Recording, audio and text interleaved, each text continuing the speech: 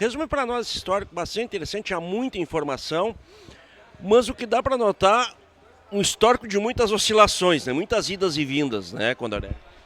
Alex, justamente, primeiro é um privilégio estar falando com vocês mais uma vez, né? Esse teu programa sempre importante para todo o estado, não só para a região, mas para todo o estado aí nessa abordagem que tu traz do agro. Mas realmente, esta insegurança jurídica que vive, não só o produtor rural, mas o brasileiro como um todo, né? Em que nossas regras são estabelecidas, daqui a pouco elas são modificadas, daqui a pouco elas são estabelecidas de novo. Para você ter uma ideia, a gente vinha falando hoje sobre a questão ambiental, né? Só o regramento sobre reserva legal no Brasil, desde ainda do tempo de Bonifácio de Andrada, ele vem mudando, porque sempre houve uma área protegida, alguma coisa que deveria ser cuidada, é claro que sempre muito específico, muito ligado à floresta, daqui a pouco aquilo já não era mais floresta, já era pantanal, já era cerrado, daqui a pouco entra a área de campos, e o percentual troca e está lá o produtor sempre com uma área, com a sua necessidade de produzir, efetivamente preocupado com a questão de ter a cumprimento da legislação, mas isso não se faz sem gastar dinheiro. Então, efetivamente, esta insegurança é uma coisa, parece que é uma característica do nosso país, que é sempre muito ruim, e no agro mais ainda, né? Quando é que começou, Condoré, de fato assim, a ficar mais rigorosa a coisa? A verdade é que eu noto o bom produtor, que é a maioria absoluta, ele acaba pagando por mazelas e por exageros lá de trás. Em primeiro lugar, a gente tem que lembrar que nós somos um país muito recente no mercado internacional. O Brasil mal tem 30 anos, não chega a ter 30 anos ainda de presença forte no mercado internacional. E a nossa presença, ela efetivamente incomoda os outros países do mundo. Porque nós estragamos o brinquedo das outras crianças, né? A gente é muito grande, a gente chega com um produto bom, chega com quantidade de produto e chega com preço barato, né? Considerando a perspectiva de custos de alimento pelo mundo. O Brasil ainda apesar da gente achar sempre que o café está caro, que a carne está cara, que o arroz pode estar caro. Gente, comida no Brasil ainda é muito barato. Se você sai daqui, quem tem oportunidade, sai daqui e vai frequentar outros lugares no mundo, você se apavora, né? Na França, por exemplo, ainda ontem eu olhei o preço, o custo médio de uma torrada, de um misto quente, pão, fatia de queijo, fatia de presunto, R$55. Né? Você botar um ovo nesse sanduíche, virou 75.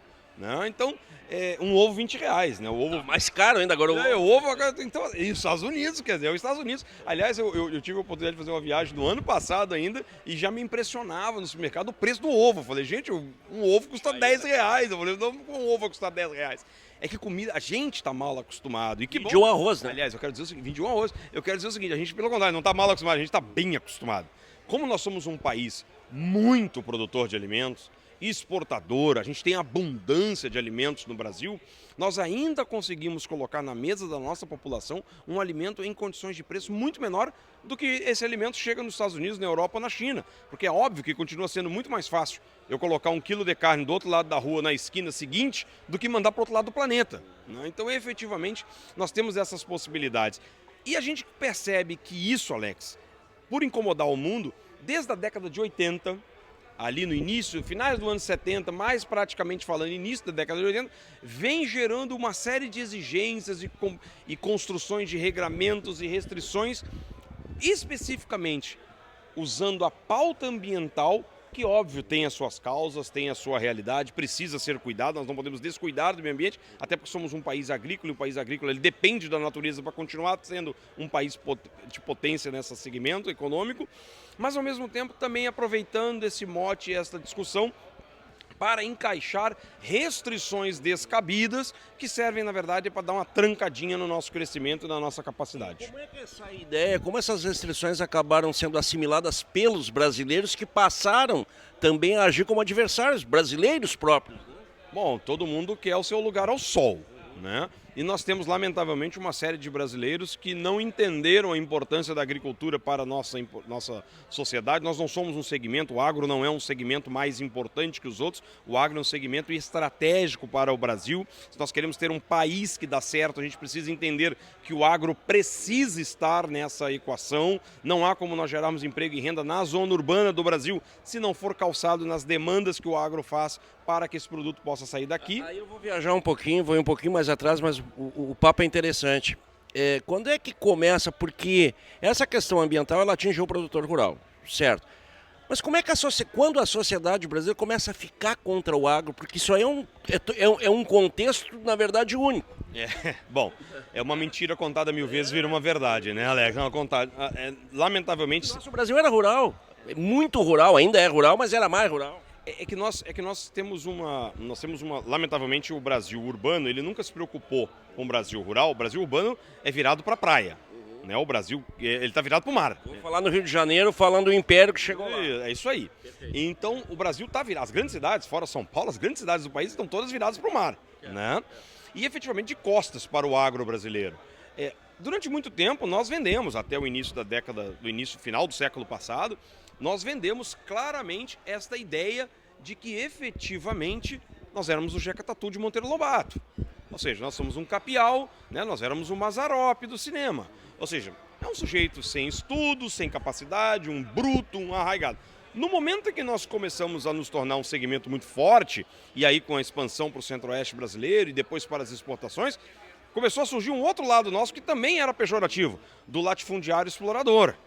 Bom, também não é essa a solução. O agro brasileiro é feito de cidadãos, empresários, assim como são todos os empresários da zona urbana. Os produtores rurais do Brasil e seus trabalhadores continuam tendo problemas como todos os produtores, todas as pessoas do país. Tem boleto para pagar, tem filho na escola, tem esposa e tem marido em casa para ter que discutir relação. Tem tudo isso. A vida é normal, todo mundo é cidadão. O que a gente não pode entender é que porque este segmento vai bem, necessariamente isso foi feito às custas de outro que tem que ir mal. Não, pelo contrário.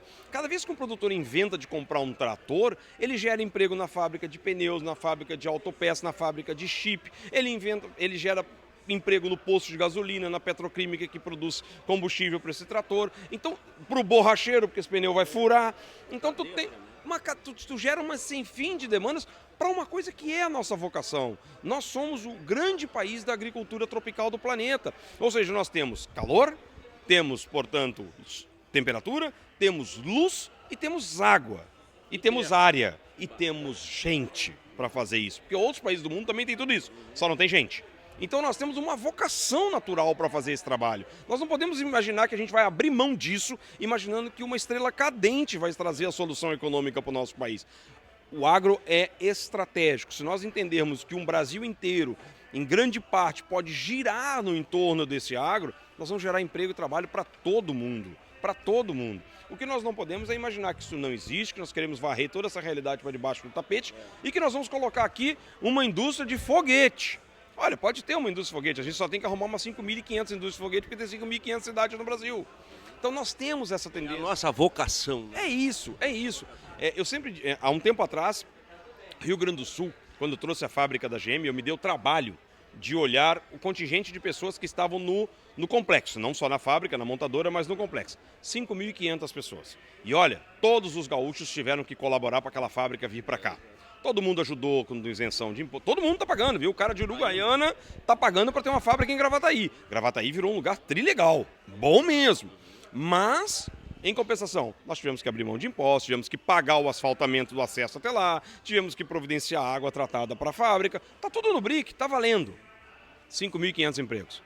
Há algum tempo atrás, só a Stara e a Jan, em Não Metoque, duas empresas, uma de cada lado da rua, só duas, de um estado que faz 65% das máquinas agrícolas do Brasil, só duas, tinham 4.500 trabalhadores. E não precisaram de nada do estado. Pelo contrário, a Stara tentou fazer um trevo para dar acesso aos caminhões, para não causar acidente. Ela ia pagar o trevo e ainda assim levou um tempão para conseguir autorização. A gente foi criado com aquele pensamento assim e acompanhando sempre, principalmente discussão política local, né? Nós temos que trazer mais indústrias, sendo que o grande lance realmente era investir no campo, né? Ter mais atenção com isso, como por exemplo, as estradas do interior continuam sendo um grande problema aqui no Rio Grande do Sul. Com certeza, Isso é investimento. E a gente tem perda. E veja bem, esta é uma demanda que o agro tem, agro e a sociedade rural como um todo, mas o agro particularmente, e que teoricamente vai gerar emprego, porque é mais patroleiro, mais patrola, moto niveladora sendo vendida, é mais uma série de coisas que podem estar acontecendo por conta de um produtor estar disposto a investir e não apenas extrair da natureza aquilo que Deus nos der. Ou seja, medidas rigorosas ambientais iriam contra o produtor, que era o grande discurso, e aí virou ideologia. Serve a pauta, né? Serve a pauta ideológica de muitas pessoas e, lamentavelmente, ainda concluindo aquela tua outra pergunta, brasileiros se prestando a este serviço. Por quê? Porque são fomentados com dinheiro de outros países do mundo, que a pessoa vem na maior das boas intenções defender a fauna e a flora, e a gente entende que a pessoa está no seu direito de fazer isso, mas ela não entendeu que a tese e a proposta não tem essa finalidade, a proposta tem é de segurar a economia do nosso país, para que os países que tradicionalmente puderam mandar no planeta Terra continuem mandando. Aproveitando o teu poder de síntese, voltemos agora a 2024, 2025. Temos uma liminar, a gente está falando aqui de Bioma Pampa, temos uma liminar ruim, como tu disseste aqui, e a ideia é fazer um acordo. Nos coloque no cenário atual, como é que está a situação ambiental, e eu me refiro à legislação aqui no Rio Grande do Sul. Bom, tivemos aquele decreto de 2015, que foi objeto de uma ação civil pública promovida pelo Ministério Público do Estado. Essa ação acabou gerando uma medida liminar, que trouxe uma série de restrições à produção rural do Bioma Pampa, do crescimento, da expansão, da geração de emprego e renda na região.